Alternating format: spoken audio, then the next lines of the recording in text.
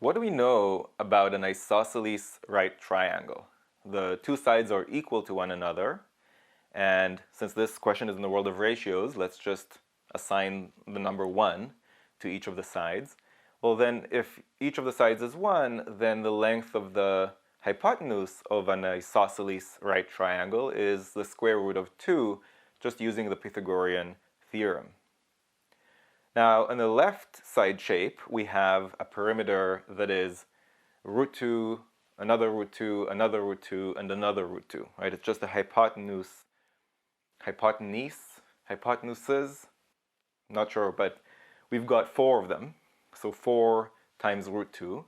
On the right-hand side shape, we've got how many of the sides of the isosceles right triangle on the perimeter? I think there's 6, right? There's side, side, side, side, side, side. So 6 sides, each of which is worth 1 ratio unit in my setup here.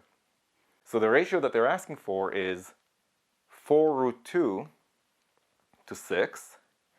We can reduce that by a common factor of 2, and we get the correct answer, which is 2 root 2 to 3. Answer choice C.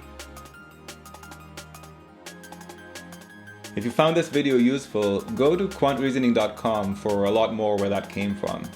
You should also click that like button and let me know in the comments below what you'd like me to make future videos about. And of course, if you haven't yet subscribed, go ahead and do that and click that bell below so you get notified about future videos. See you next time.